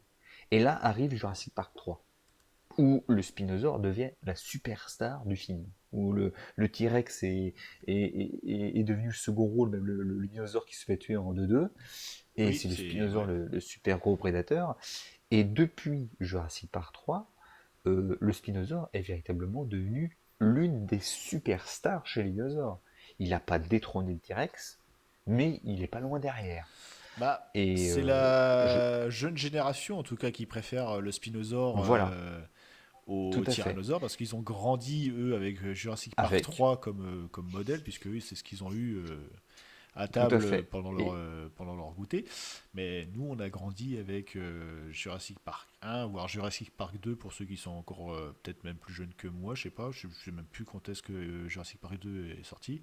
Mais ouais, enfin moi je suis de la... 98, je crois. Si je me trompe j'ai... pas, c'est Ouais, 98, je donc crois. moi j'ai grandi dans les années 90, et puis dans les années 90, on avait... 97 ou 98, je sais plus. Voilà, moi Hmm. j'ai grandi dans les années 90, et 90, ben, on avait Jurassic Park, hein, donc... et c'était le Hmm, meilleur hmm. de tous en tout cas. Et non, non, ouais, pour dire que vraiment le Spinosaur, il est connu, c'est la superstar, on va dire, des jeunes qui sont nés, alors on va dire plutôt vers la fin des années 90, peut-être début 2000. Ben oui, alors il est sorti en 2001 ou 2002, je sais plus, 2001 je crois, non, c'est ça? Ouais, donc 2001 c'est ou pour ça que je 2002? dis Non, début, 2002. c'est pour ça que je dis début 2000 parce C'est qu'ils l'ont 2002. connu quand même. C'est 2002 qui est sorti, parce que j'étais le voir à Paris, moi je me rappelle, j'étais en vacances avec ma femme d'ailleurs, en Alors, 2002. j'ai pas du tout souvenir d'avoir été au cinéma pour Jurassic Park 3. Je me souviens très bien de Jurassic Park 2, pardon, qui était tombé pile poil pendant mes vacances. Et du coup, j'avais la haine. Il a fallu que j'attende de revenir de vacances pour aller voir au cinéma et tout. Et j'avais mon père qui était avec moi à ce moment-là, qui me disait t'as pas peur et tout. Moi, j'étais excité comme une puce à savoir que j'allais voir des dinosaures et tout dans mon fauteuil. Ah non, non, y a pas de souci, on bouge pas. Et donc, ouais, ça, je me souviens très bien. Par contre, j'ai totalement oublié, je pense que c'est un choix de mon cerveau hein, qui me protège, j'ai totalement oublié Jurassic Park 3 au cinéma. Alors moi je l'ai pas oublié, c'est pourquoi? Parce que de la déception. C'est que je me rappelle encore du fait où c'est le premier Jurassic Park, où quand je suis sorti de la salle de cinéma, j'ai fait ah, fait chier. Ah ouais. C'est ça J'ai maintenant pris une belle Jurassic bouse. Park. Et en plus, ça faisait que quelques mois que j'étais avec ma femme. Et puis, je voulais lui faire découvrir un peu ma passion. Et je lui ai dit, bah tiens, il y a Jurassic Park qui sort. Je vais lui montrer un bon film sur des dinosaures. Elle va adorer, Perdu. machin. Et elle m'a perdu. Encore que on va sauver quand même, on va sauver les meubles. Il y a une Le scène, Velociraptor? non, non, il y a une scène dans Jurassic Park 3 qui, du coup, colle pile poil au thème d'aujourd'hui. C'est qu'on a une scène où le Dans spinosaure l'eau. est dans l'eau, il nage comme ça, en plus en ondulant, je crois. En plus, il ondule vraiment dans l'eau, il me Oui, semble. oui. Alors, je vais faire mon chien. Je vais faire mon chien, mais vas-y, Et vas-y, continue. on voit l'espèce de voile qui dépasse et tout, et il attaque le Oui. bateau. Donc là, ce serait vraiment une des scènes les plus crédibles, on va dire, Mm, du film. mm. Mais ça dure pas très très longtemps, hein. Sauf que, alors, je vais faire mon chien, mais sauf qu'à la base, cette scène-là ça aurait dû être le T-Rex. Mais bon. Ça, pour ceux qui connaissent le livre, pas le premier, le Jurassic Park de Michael Crichton,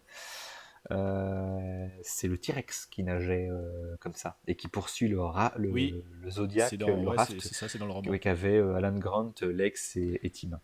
Donc à la base, je crois que c'est un choix du réalisateur qui a voulu reprendre une scène du bouquin du premier film, qui est à l'origine du premier film, cette scène où justement il y avait le T-Rex qui nageait pour attraper les héros. Et là, vu que bah, c'est le Spino, c'était le grand prédateur du film, mais justement après c'était plutôt pas mal, parce qu'on savait déjà à l'époque, même si Jack Horner a dit, et qui était le conseiller du film, a dit que le Spinosaure pour lui était un super prédateur, il savait très bien qu'il mangeait un petit peu de poisson quand même déjà à l'époque. Il le savait bien. Mm. Donc ça allait bien avec l'animal dans le film, et bon, c'est normal. Mais oui, bah, justement, oui, le Spinosaure de, de Jurassic Park 3 a véritablement mis ce dinosaure au devant de la scène. Mais je peux vous dire franchement, s'il n'y avait pas eu le Spinosaure dans Jurassic Park 3, on ne serait pas là ce soir. Et ça, j'en suis sûr et C'est certain. fort probable. On ne serait pas. C'est fort probable Il est parce fort que, ouais, probable. c'est. On aurait suivi cette étude. Et Ibrahim Nizar l'aurait fait. Je sais Pourquoi? pas, parce qu'il y a Parce vraiment que... eu de si, l'engouement si, autour si, du si. Spinosaure suite à la sortie du film. Oui, non, non, non, Et mais faut peut-être savoir que que... Ibrahim Nizar, alors Non. pas volontairement, mais a été, voilà, a Ça été fait quand emballé même. dans la danse, on va dire. Ouais, non, mais alors je vais te dire franchement, je suis sûr qu'il y a plein de collectionneurs. Alors je suis pas collectionneur, hein, et tu me connais assez bien pour dire que je suis pas collectionneur, Si. mais je connais beaucoup de Tu collectionneurs collectionnes les papous. et, et les moulages. Et le truc, c'est que il y a un engouement quand même chez les collectionneurs de dinos autour du Spino, et bien avant l'arrivée de Jurassic Park 3. Et d'ailleurs, je pense que c'est pour ça d'ailleurs qu'on le voit dans Jurassic Park 3. Parce que déjà, il y avait des gens, il y avait des passionnés de dinos qui connaissent ce dinosaure-là et qui connaissaient un peu toute la mythologie qui est autour. Parce qu'il y a une sorte de mythologie, une sorte de légende, une sorte de quelque chose qui nous dépasse autour de ce dinosaure. Pourquoi? Bah, déjà, le fait qu'il a été découvert en Égypte par Stromer et qu'il a été exposé dans le muséum, et la plupart des pièces qui ont été découvertes en Égypte ont été conservées dans le muséum de Munich, qui a été bombardé pendant la Seconde Guerre mondiale, et que tous les restes de cet animal ont été détruits lors d'un bombardement des Alliés pendant la Seconde Guerre mondiale. Donc déjà, ça fait quelque chose de mystérieux. Un animal qui a complètement disparu, est-ce que ses restes ont été détruits? 2 fois disparu. Mais oui, voilà, un peu plus.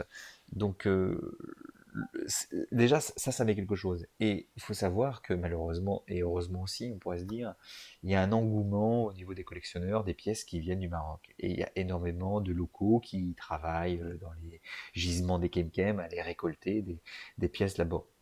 Et même des Français d'ailleurs, hein, qui vont récolter bah, le fruit de travail de, de gens qui habitent là-bas, de villageois, qui vont fouiller justement dans le désert. Et donc, il y a un engouement des collectionneurs pour les pièces de Spinosaure. Déjà pour ses particularités, des dents qui sont pas crénelées, et puis un animal gigantesque. Parce rapidement, on s'est aperçu en trouvant certaines dents. Moi, j'ai vu des dents de Spino qui sont énormes, qui sont vraiment énormes. Et donc, c'est très bien que certains spécimens de chez Spinosauridés, et surtout chez Spinosaurus aegypticus, atteignaient de grandes tailles. Donc il y a une sorte d'engouement. Donc forcément, je pense que Ibrahim Nizar, dans ses mouvements de collectionneurs et de gens qui sont passionnés autour du Spino, il aurait fait ces études-là.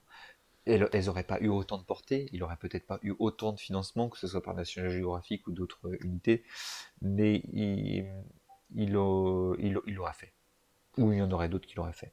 Mais je suis sûr qu'on ne serait pas là avec vous à discuter et à faire une analyse de cette étude. Pourquoi? Parce qu'il y aurait eu beaucoup moins d'engouement, et même nous, on l'aurait suivi, mais de loin. Parce que nous, on peut pas faire d'analyse de live euh, vers le public sur tous les dinosaures qu'on découvre. Parce qu'on en découvre quasiment, je dirais pas tous les jours, mais toutes les semaines, il y a quasiment une nouvelle espèce qui est découverte, donc, ou décrite. Alors souvent il y a des synonymes, hein, je ne reviendrai pas là-dessus. Mais voilà. J'étais clair? Oui, je pense, oui, oui. Alors après, moi, de mon côté, je pense, pour tout ce qui est engouement autour des Kemkem, donc le lit des Kemkem, donc la formation géologique du Maroc, là, c'est quelque chose qu'on voit pas mal dans les bourses. Je pense que c'est surtout pour ça que c'est Ah connu, c'est oui, parce oui. que c'est un site qui fournit énormément de matériel pour les bourses d'échange et de vente de minéraux et fossiles. Et moi, c'est comme ça que je l'ai connu, en tout cas, le Spinosaure à la base, c'est que quand j'étais petit, bah, je ne pouvais pas aller sur les sites de fouilles, forcément, parce que j'étais trop petit pour y aller. Donc mon seul contact que j'avais avec les fossiles, quasiment, c'était les bourses aux fossiles que mes parents acceptaient, ou mes parents acceptaient de m'emmener, en tout cas, parce que eux, ça leur faisait de sortie, et puis moi, ça me permettait d'aller voir les fossiles, donc comme ça, tout le monde était content. Et avec mon petit argent de poche, je me souviens que je m'étais acheté une dent de Spinosaure, que j'ai toujours, évidemment, à l'heure actuelle, qui m'avait coûté 20 balles à l'époque, hein, 20 francs, vraiment. Donc, Qui coûterait 200 balles qui aujourd'hui. coûte plus du tout 20 francs quand tu les regardes. Bah, à cause de ça aussi, hein, parce qu'à l'époque, c'était très abordable parce que tout le monde s'en foutait, faut le dire clairement. Et tu regardes une dent Spinosaure maintenant, ou même une griffe de Spinosaure maintenant, ça vaut pas du tout la même chose, forcément, à cause de cet engouement qu'il y a eu par la suite. Alors, on va pas les critiquer ou tel paléontologue, mais je suis passé juste après un paléontologue qui est passé dans une bourse aux fossiles. Et je suis passé devant un étal, hein, c'est ça, on pourrait dire ça comme ça, Bah, un où était stand, oui. présenté voilà, qui était prêt. Ben, je ne vais pas dire non plus le nom du vendeur, mais qui est très connu, hein, dans le milieu. Et, et justement, je connais très bien son travail, je connais très bien les pièces qu'il a. Il a beaucoup de dinos, donc moi ça m'intéresse beaucoup. Et puis j'aime bien voir les nouvelles pièces qu'il a découvertes, qu'il a découvert ou qu'il a fait découvrir, parce que souvent c'est des revendeurs aussi, ne faut pas se leurrer. Et donc, je vois une pièce qui m'interpelle tout de suite. Je vois une griffe de dino, je vois tout de suite que c'est un théropode. Et je lui dis, bah tiens, tu peux me montrer ça? Et puis il me le montre, tout ça, puis je dis, oh! Il me dit, bah, tu sais, et je lui demande, tu sais ce que c'est?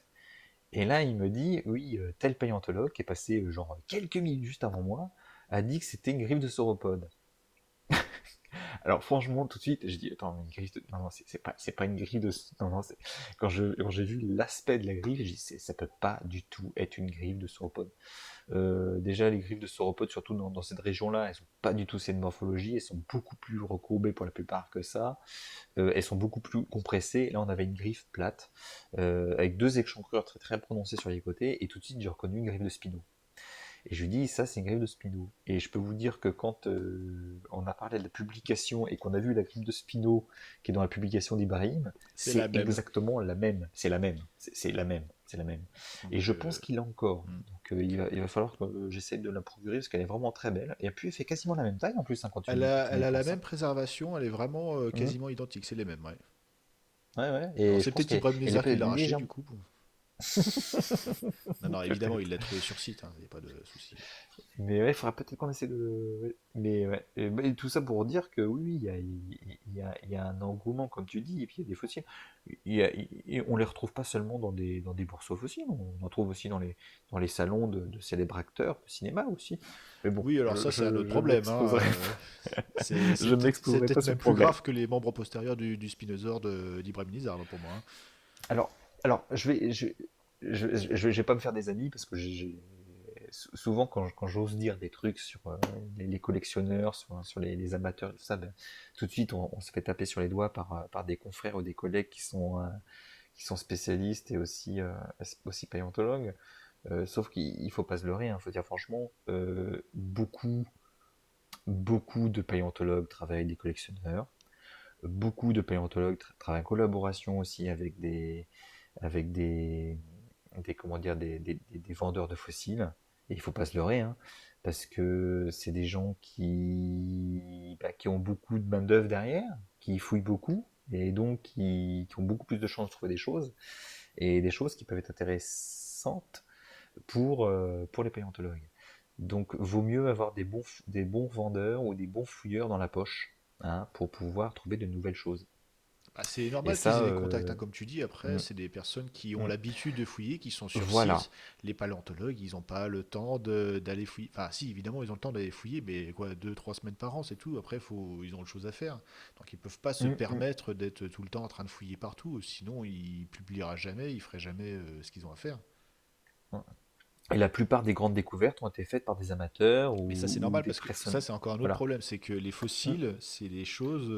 La paléontologie est très ingrate. C'est-à-dire que tu as beau étudier un sujet pendant des années, des années, des années, si t'as pas la chance de tomber sur un fossile qui soit bien préservé et tout le hasard, tu auras beau avoir fait des années d'études sur le sujet, si t'as pas de matériel, bah, tu l'as dans l'os. C'est le cas de le dire. Et non, Tu veux que je te parle, tu veux que je te parle de Trix? Parce que Trix, pourtant, ils ont fait l'inverse, les gars. Genre, moi, ça m'a toujours surpris, ça. Trix, le fameux T-Rex, là, qui a été oui, bah, je connais, exposé au oui, je musée suis de pris en Saint-Paul. photo devant, Voilà. donc je sais ce que c'est. Bon, je pense que tous les gros fans même Et tous ceux qui font et des qui ont pu y vidéos aller. Oui, paléo, oui. Bah oui, parce voilà, qu'on y avait été ils ont une avec photo les d'eux membres de Paléotube à l'époque. ils ont tous une photo d'eux à côté de Trix. Mais ce qui est dingue, c'est de savoir que les mecs, attendez, je fais court, hein, je fais un gros résumé. Les mecs qui ont vendu et trouvé Trix, on leur a dit, il faut que vous nous trouviez un T-Rex. Les mecs sont partis en expédition plusieurs mois et ils ont trouvé un T-Rex. Et l'un des T-Rex les plus complets au monde.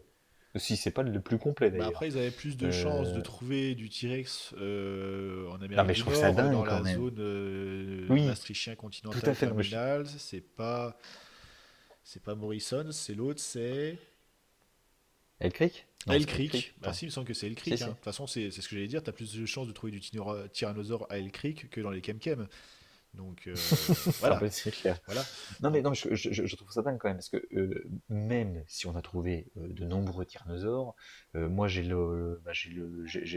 tout j'ai quasiment une grosse bibliographie sur les tyrannosauridés à la maison. J'ai énormément de bouquins, surtout états-uniens là-dessus aussi chez moi. J'ai vraiment tout la référencement de l'étude ostéologique et de tous les spécimens découverts de tyrannosaures. T'en as beaucoup, certes, mais t'en as pas énormément, ce qui se comprend parce que c'est un prédateur. Et forcément, tu es généralement, sur la plupart des sites, sauf les Kem d'ailleurs, même il y en a quelques autres, mais c'est rare, la plupart du temps, tu trouves beaucoup plus de dinosaures phytophages que de dinosaures carnivores. bah, Ce qui explique par la oui, relation voilà, c'est un peu normal dinosaure-prédateur. aussi. Voilà. Mais, et c'est pour ça qu'on trouve, en fin de compte, aux États-Unis, on trouve des T-Rex, certes, mais on trouve beaucoup plus d'ossements et de squelettes d'adrosaures que de squelettes de T-Rex de la même Mm. époque, du Maastrichtien. Et El Creek, ouais, Donc, c'est voilà. pas rare du coup de trouver des petits ossements de Triceratops, de choses comme ça, qu'on ne peut pas Ah oui, oui, trouver des évidemment, Tadrosaures, oui. qu'on ne peut pas Des trouver Edmontosaures, en oui. Europe ou en Tout France. à fait.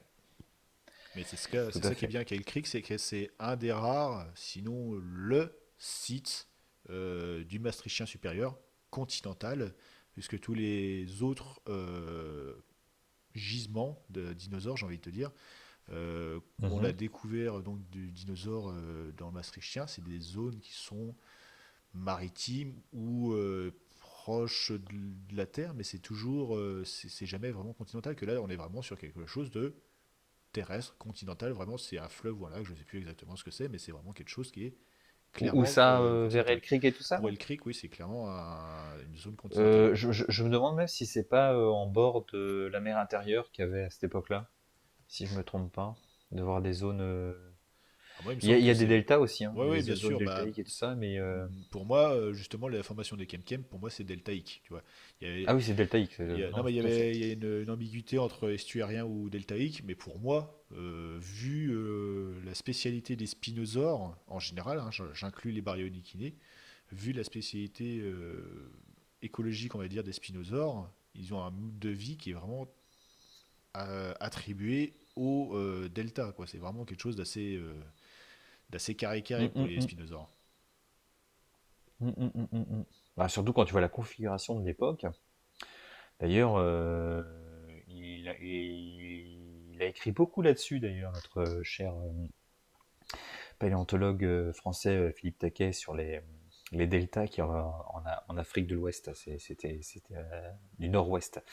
C'était assez impressionnant hein, quand tu vois, quand tu étudies tous les sites qui en Afrique du Nord, là, Nord-Ouest.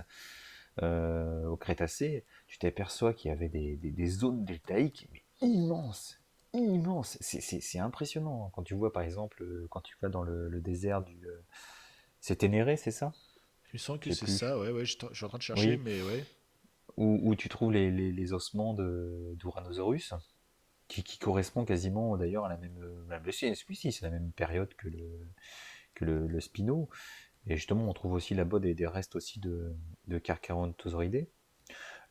C'est impressionnant parce que tu as des zones deltaïques qui sont immenses. Et il faut savoir qu'il y a une grande ligne comme ça en Afrique du Nord-Ouest, grande ligne, une sorte de gisement, une sorte de bone bed à dinosaures, mais vaste. C'est l'un des plus grands gisements de dinosaures au monde. Alors, il y a des zones qui sont beaucoup mieux préservées que d'autres. Par exemple, les endroits où on trouve les uranosaures, on trouve des uranosaures en connexion et quasiment complets.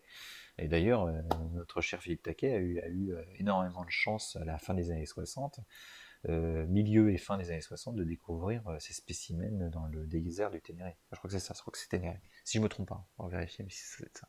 C'est possible. Voilà. Euh, Est-ce qu'on a encore des choses à dire sur le spinosaure d'Ibrahim Nizar? J'ai l'impression qu'on a un peu Le fait le tour, triton.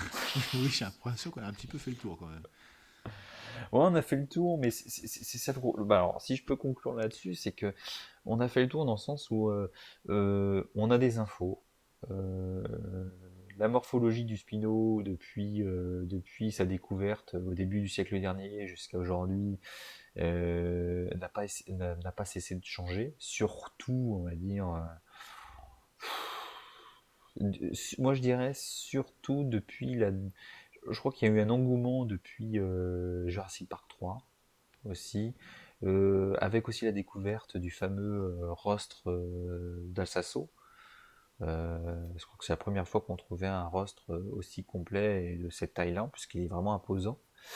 Alors, je sais pas si tu te rappelles, si tu as entendu parler de cette histoire, il y a eu un crâne qui avait été soi-disant complet de Spinosaurus aegypticus qui avait été vendu C'est possible. voilà, mais qui faisait partie d'une collection d'un vieux géologue à la retraite, je Bah, crois. Et... c'est malheureusement souvent comme ça que ça disparaît, hein. Tu regardes par exemple Archaeopteryx lithographica, on doit avoir une douzaine de spécimens dans le monde, et il y en Oui, a un voilà. qui se trouve au Japon, dans une banque ou je sais pas où, que personne n'a jamais vu. Bah, il y en a Il un y, qui a été il y détruit a plein aussi. de problèmes comme ça. Bah oui, mais ça, c'est des trucs, voilà, c'est. Non, mais tu sais qu'il y en a un Mais qui a été et détruit. ça, je vais en parler dans ma prochaine vidéo qui sort dans 2 semaines là. Sur les Archaeopteryx? Non, pas les Archaeopteryx, je vais parler des mégalosauridés. Mais je fais une petite aparté en expliquant tout simplement que. Alors, je parle du droit français, hein, mais je pense que c'est à peu près la même chose partout. Le propriétaire d'un terrain, quand il trouve un fossile dessus, que ce soit du dinosaure Ça appartient à ou un l'État. rostre, ah non, Hmm. justement, ça appartient au Non, mais propriétaire. en France. Ça En appartient France. au propriétaire du terrain. C'est pas de l'archéologie, c'est de la paléontologie, hein. Tout ce qui est archéologie et tout, oui, tu dois faire venir l'INRA, les machins, enfin bref, faut prévenir la gendarmerie, c'est hyper encadré. En paléontologie, si tu trouves un squelette de tyrannosaure sur ton terrain, si tu es propriétaire et que Ah tu oui, en trouves, affleurement. Oui. voilà, Oui, en affleurement. Oui, en affleurement. Parce que si tu trouves profondément dans la terre, il t'appartiendra pas, par contre, hein. quand tu es propriétaire d'un terrain, tu es propriétaire de sa surface jusqu'au centre de la Terre. Donc, Ah, alors, je te jure que c'est vrai. Alors, en France, t'es un sûr? certain. Parce que, alors, ça veut dire que si tu trouves du pétrole chez toi en France, Ah, c'est toi il qui es y a, propre. il y a des exceptions. Je parle Ah! pas de pétrole, là je te parle de paléontologie. Il y a des petites choses, voilà. Et après, il y a la notion de trésor aussi qui rentre en jeu dans le droit français, qui peut être assez flou, hein. Un trésor, c'est quoi? Comment tu définis un trésor? Voilà, il y a des zones grises, on va dire, des flous juridiques. Mais dans les faits, si tu trouves un squelette de dinosaure dans ton jardin, il appartient au propriétaire du terrain. C'est d'ailleurs le cas, enfin, c'est pas un problème, mais ce qu'il y avait à Angers-Charentes, par exemple, les terrains qui ont été fouillés n'appartiennent pas aux paléontologues qui viennent chercher dessus. Donc, à chaque fois qu'il y a une campagne de fouille, le propriétaire du terrain est obligé de faire une espèce de dérogation ou quoi que ce soit pour, euh, pour bien spécifier qu'il fait don de tout ce qui est découvert sur le terrain au musée donc d'Angoulême en l'occurrence où sont entreposés les restes.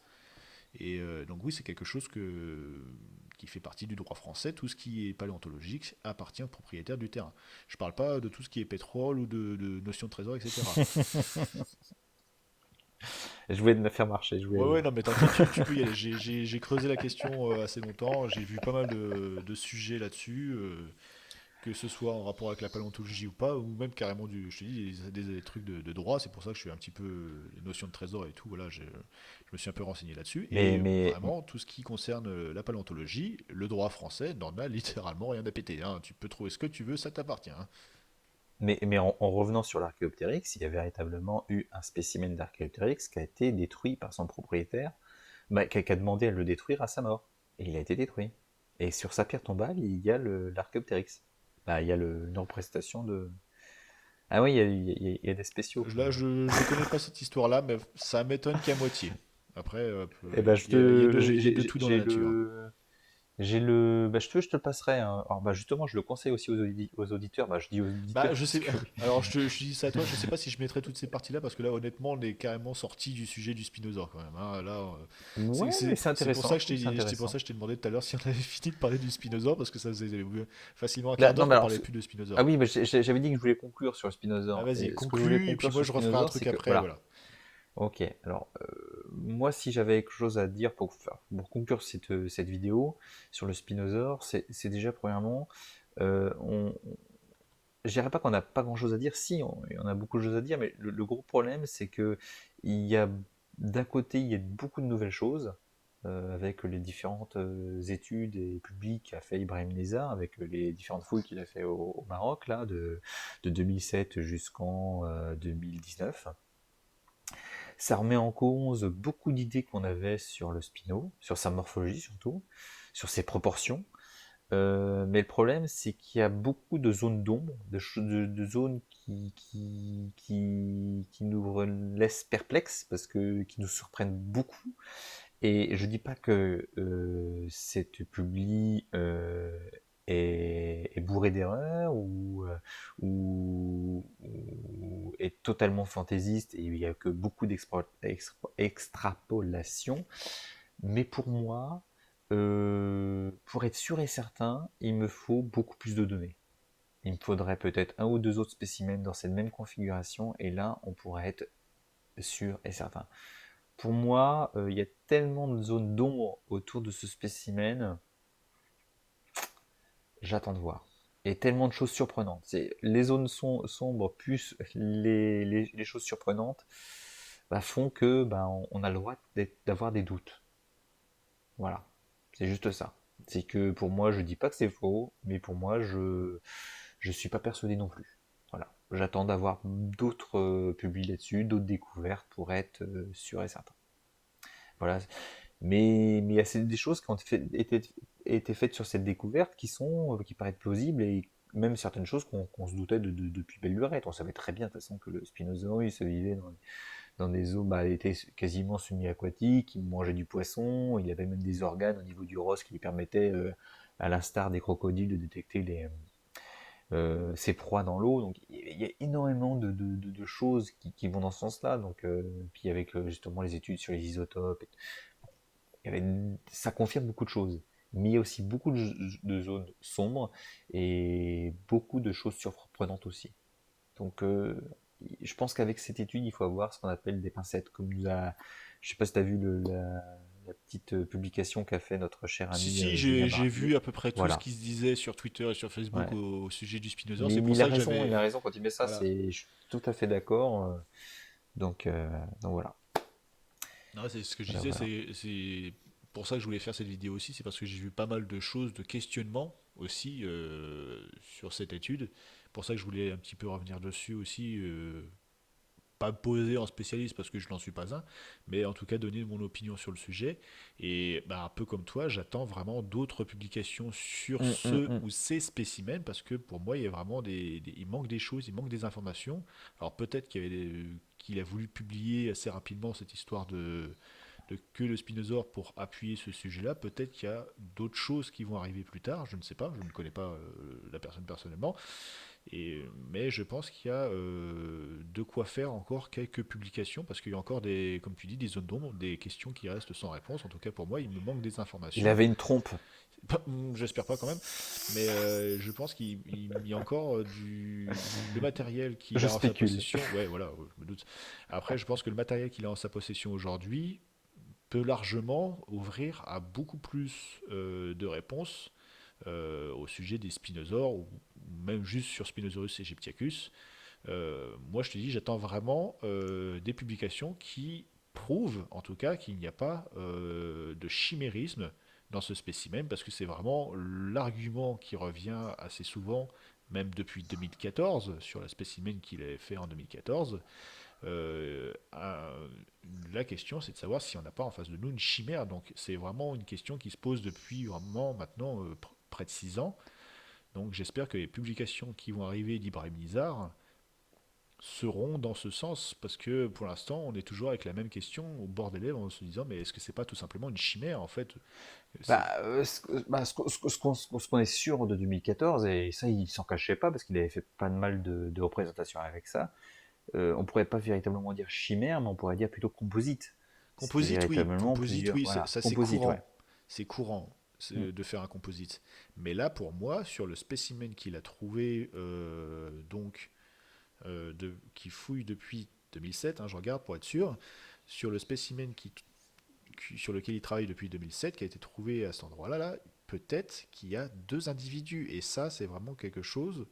J'ai l'impression qu'ils ne se sont pas posé la question, en fait. Il y a rien dedans qui vient aiguiller un peu. Alors, il y a eu de l'ostéologie qui a été faite dans la publication de 2014, hein, sur certains restes, mais peut-être approfondir le sujet, peut-être voir plus sur plus d'ossements pour voir si vraiment tout appartient au même animal ou s'il n'y a pas deux animaux. Parce que pour moi, je pense que il y a une partie ostéologique qui a été faite, mais pas assez, tu vois. Mm, mm, Peut-être mm, avoir à mm. creuser dans ce sens-là pour mettre en comparaison tous les ossements qui ont été découverts pour vraiment être sûr qu'ils appartiennent au même animal, à la même espèce. Ça, je pense qu'on est bon là-dessus.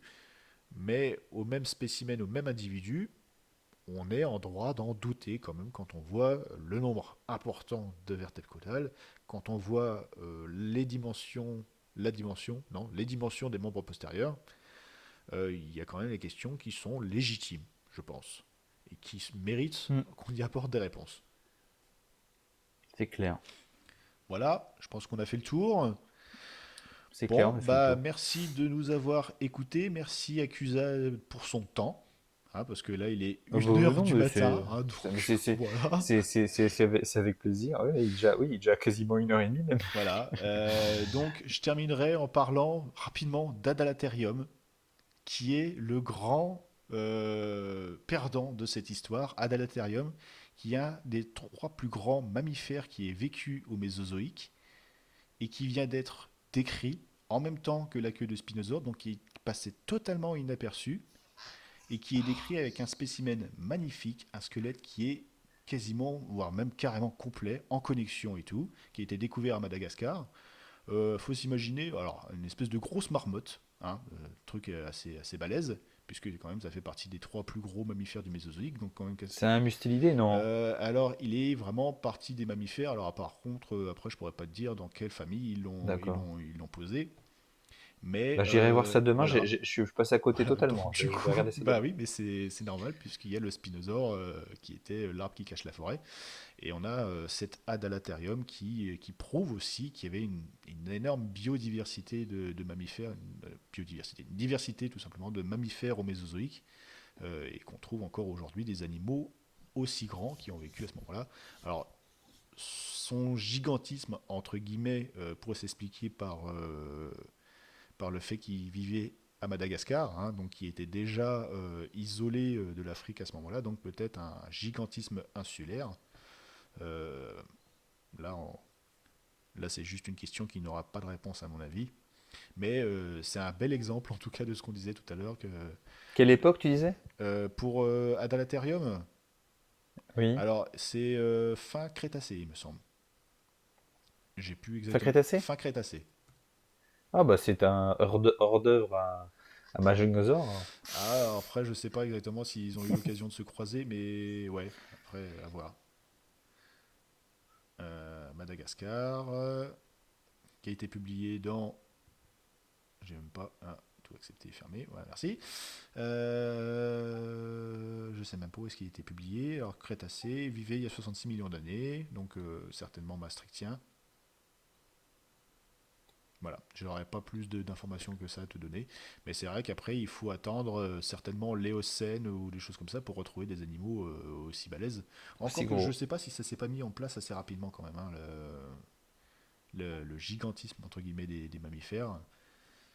Mais bon, ça c'est une autre histoire. Bah il y avait des places vacantes, hein, Ah bah, au début. il y a plein de places qui se sont libérées il y a 66 millions d'années et les mammifères se sont dépêchés, et ils ont eu bien raison, parce ils se sont déjà fait piquer la place il y a 230 millions d'années.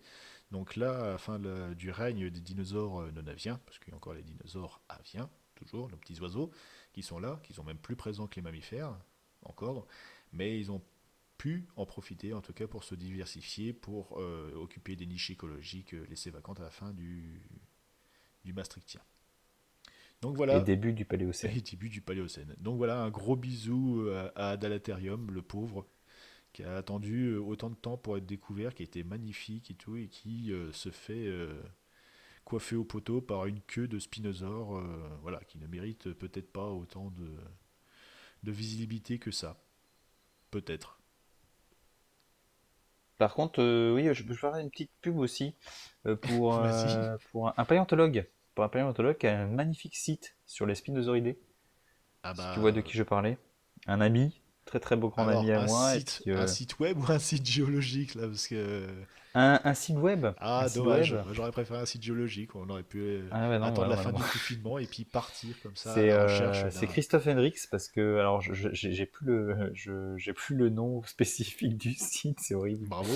Euh, c'est bah vous cherchez Spinosaure sur le web, vous mettez même Christophe Hendricks, donc un paléontologue, spécialiste des théropodes d'ailleurs, qui a travaillé avec Octavio Mateus au Portugal. Je crois que maintenant il est en Argentine, si je ne me trompe pas. Il a même travaillé avec Julien Benoît, si je ne me trompe pas, Oui. en Afrique du Sud. Donc c'est aussi un grand spécialiste des spinosauridés et du Spinosaurus aegypticus. Je crois même que son premier mémoire, que j'ai chez moi d'ailleurs, il me l'avait offert, son premier mémoire, il a fait sur les quadrates des spinosaures découverts au Maroc.